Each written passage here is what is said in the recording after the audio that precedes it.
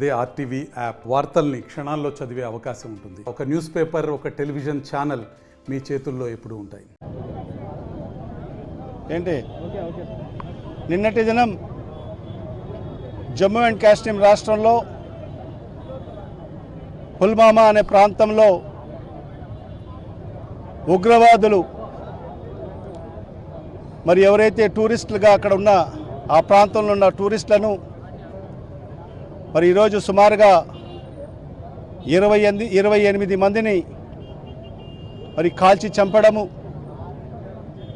నిజంగా దీన్ని వైఎస్ఆర్ కాంగ్రెస్ పార్టీ తీవ్రంగా ఖండిస్తున్నాం. మరి అదే కాకుండా ఒక భారతీయుడిగా నేను కూడా మరి ఈ ఘటనను తీవ్రంగా నేను ఖండిస్తున్నాను. మరి ఈ చర్య ఒక పిరికిపంద చర్య, ఒక దుశ్చర్య అని చెప్పి కూడా ఈ సందర్భంగా అభివర్ణిస్తున్నాను. ఎందుకంటే జమ్మూ అండ్ కాశ్మీర్ పుల్వామా ప్రాంతం అనేది మన దేశంలో ఒక మినీ స్విట్జర్లాండ్గా మనందరికీ కూడా తెలిసిన విషయమే.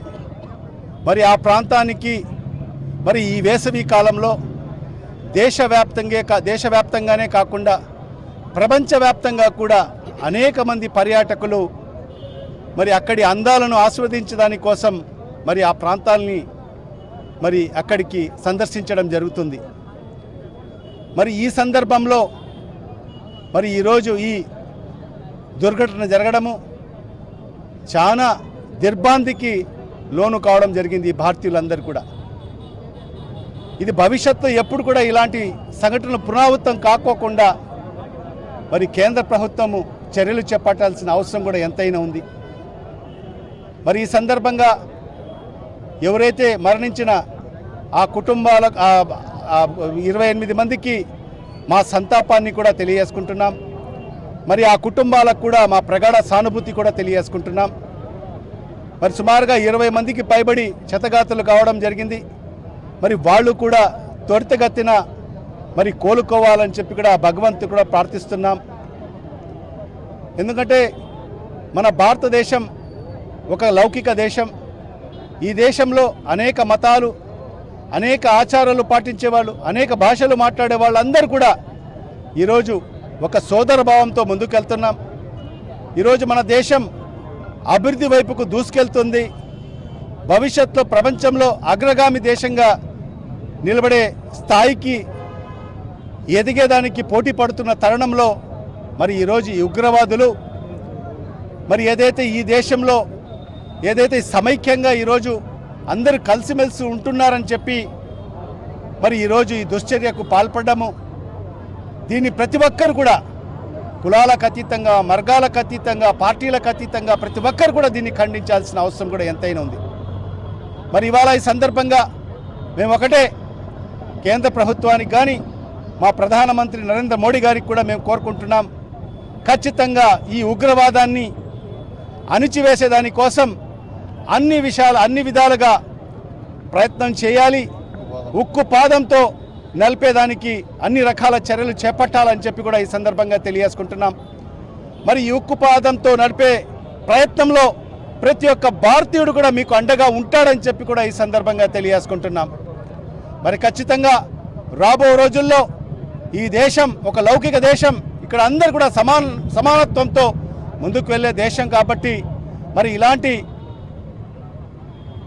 ఘటనలు పునరావృతం కాకుండా ఖచ్చితంగా ప్రతి ఒక్కరు కూడా ఇలాంటి సంఘటనను మరి ఖండిస్తూ మరి కేంద్ర ప్రభుత్వానికి మనమందరం కూడా బలపరచాల్సిన అవసరం కూడా ఎంతైనా ఉందని చెప్పి కూడా ఈ సందర్భంగా తెలియజేసుకుంటూ మరి ఇవాళ ఎవరైతే మరణించిన వాళ్ళకందరికీ కూడా మరొక్కసారి వైఎస్ఆర్ కాంగ్రెస్ పార్టీ తరఫు నుంచి మరి ఈరోజు క్యాండిల్స్ ర్యాలీ కూడా నిర్వహించడం జరిగింది పెద్ద ఎత్తులో.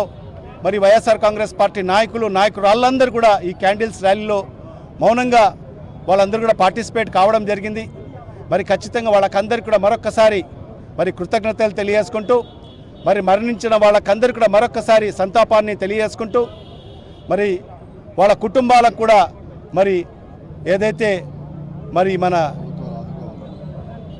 ప్రభుత్వాలు కూడా మరి ఆ మరణించిన కుటుంబాలని కూడా ఆదుకోవాలని చెప్పి కూడా ఈ సందర్భంగా మరి తెలియజేసుకుంటూ మరి క్షతగాతులైన వాళ్ళందరూ కూడా త్వరితగతిన కోలుకోవాలని చెప్పి కూడా మరొక్కసారి ఆ భగవంతుడు ప్రార్థిస్తున్నాం.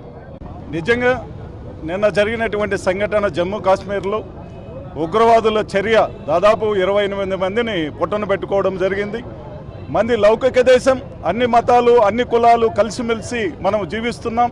ఇలా జీవించేదానికి కొందరు విచ్ఛిన్నకర శక్తులు ఉగ్రవాద రూపంలో మన దేశంలోకి ప్రవేశించి అమాయకులైనటువంటి ప్రజలను ప్రాణాలు పెట్టుకోవడం నిజంగా దీన్ని అందరము కూడా కులాలకు మతాలకు లౌకికవాదులందరూ కూడా ఈ చర్యను ఖండించాలి. పార్టీలకు అతీతంగా మనం భారతీయులమంతా ఒకటి, మనం భారతీయులంతా ఇటువంటి చర్యను ఖండించి తప్పనిసరిగా మనం ముందుకు పోవాల్సిన అవసరం ఉంది.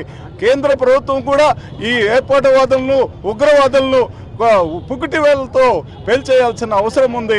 వాళ్ళందరికీ కూడా మేమంతా కూడా కేంద్ర ప్రభుత్వానికి పూర్తి మద్దతు ఇస్తున్నాము. ఇటువంటి సందర్భంలో ఇటువంటి ఏర్పాటువాదులు దేశంలో అక్కడక్కడ అల్లర్లు సృష్టించి మనలో కల్ముషాలు తెచ్చేదానికి వీళ్ళు కృషి చేస్తున్నారు.